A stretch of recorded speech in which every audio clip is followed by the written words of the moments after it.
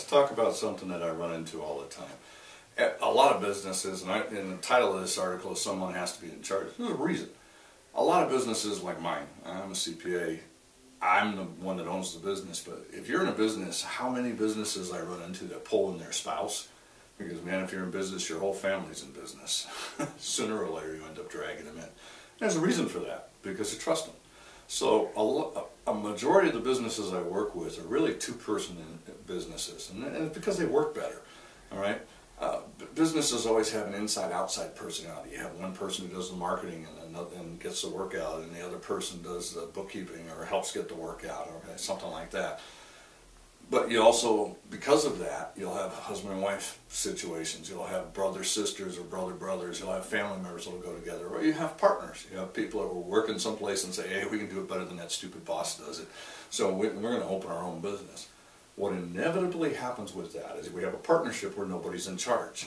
And the article goes into some of the problems you run into. And the problems are pretty often. I mean, as the business starts to grow, nobody's in charge. I mean, nobody takes responsibility for something. If two people are in charge and nobody's got responsibility for things that go right or things that go wrong.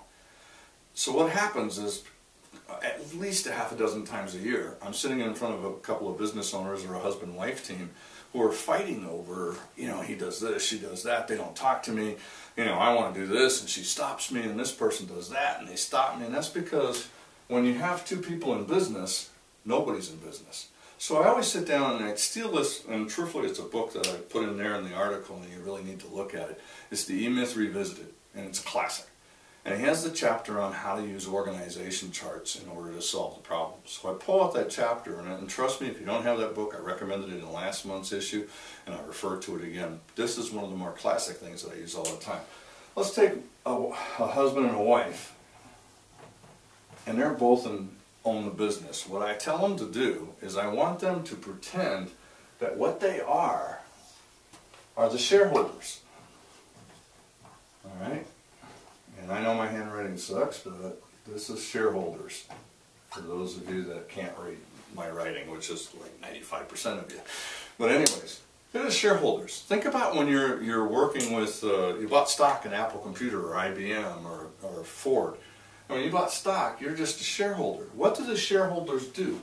The shareholders get together and they elect, or in this case, what the two shareholders are going to do is select a CEO.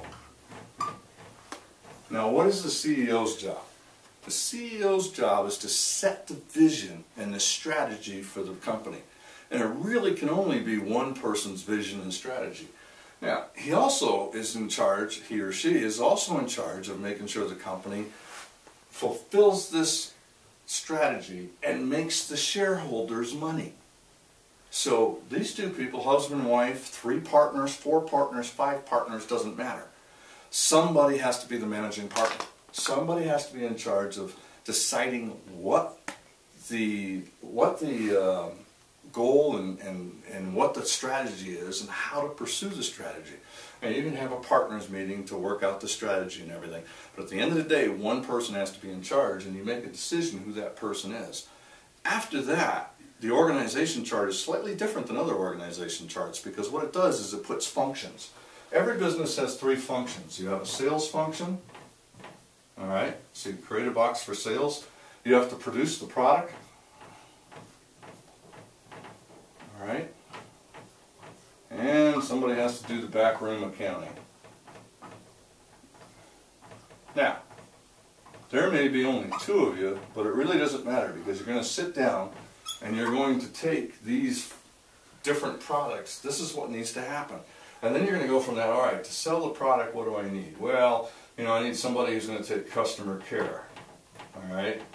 I need somebody who's going to get new customers.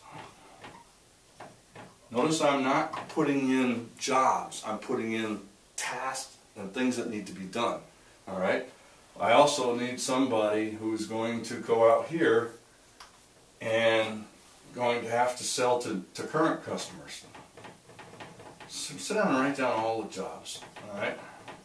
And you do the same thing in all these other categories. You've got to produce the product, like for our case, Somebody needs to do the tax return. Somebody else needs to do financial statements. Somebody else needs to do training. So you put them all out and you decide who's going to do what, and that's the final step. What we do, it's really not the final step, it's the next step. There's one more step that's just important.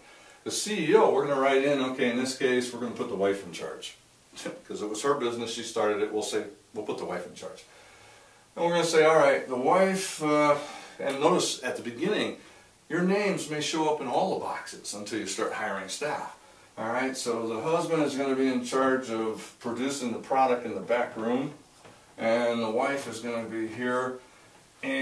But with new customers, this husband's pretty good about taking care of current customers, so we'll put him in charge here. We'll give the wife this one and this one. And if you read his, Mr. Gerber's E-Myth Revisited, there's two other things that you're really looking for.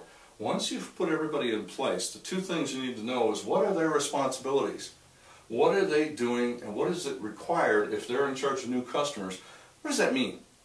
What is their responsibility? So each one of these positions has what's called a position contract that this person's basically going to sign or agree to, saying, here is what we need, this is what you say you're going to do. Now notice at the end of the year, the shareholders get together, they do like all shareholders do, they review the financial statements, and they say, did the CEO do a good job? Why? Do we keep her or do we fire her? Now, you might pick the husband and wife again, or you might decide, you know what, not doing that good of a job, I don't have the skills either, let's go out and get an outsider. You could, usually don't, but you could. Or what went wrong, what happened, but somebody needs to drive the business, okay?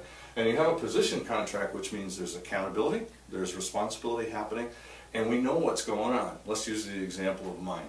In producing the product, I put myself in charge, but in one area I put my wife in charge, which was, she's working with me, which is reviewing the 1040s. And I say, I want, as the CEO, I'm saying every tax return needs to get out of here following certain things, consistently needs to have this, we want our error rate to be lower, we need to get them out on time, need to have notes in the file, notes on the computer. All right, she's reviewing the tax return. I'm one of the worst at leaving notes, all right? So I start arguing with her and she goes, look, did you put me in charge here or not? Now this is the point. Why is this important? Because you can't do it all. That's why this is important. So if you put somebody in charge and in advance you said what you expected from that position plus what the outcomes were going to be and who was responsible, then automatically, yeah, because what this basically happened, I'm the CEO up here, all right? My wife is here. I'm down here as one of the workers doing tax returns. Yeah, I'm the CEO. When I put my CEO hat on, I said basically I wanted it done this way. When I'm a tax return preparer, okay, in this case, what I need to do is follow the rules that my wife set based on the direction I gave her as CEO. And that means even though I'm up here, I'm also an employee down here and I have to follow it. It eliminates a lot of arguments because all she has to do is like, am I in charge or not? And it really comes down to that. All this is explained in a lot more detail in the E-Myth Revisited, but so strongly like I did last month and I do again, it's a classic, and it's a reason it's a classic, because it eliminates a lot of problems and a lot of arguments. Feel free to get this book. This is, read the article again, come back and look at this and think about how you can use it in your business, because just about every business can use this. Because again, remember, if nobody's in charge, if everybody's in charge, nobody's in charge. So until next time, let's make this our most profitable year ever. Thank you.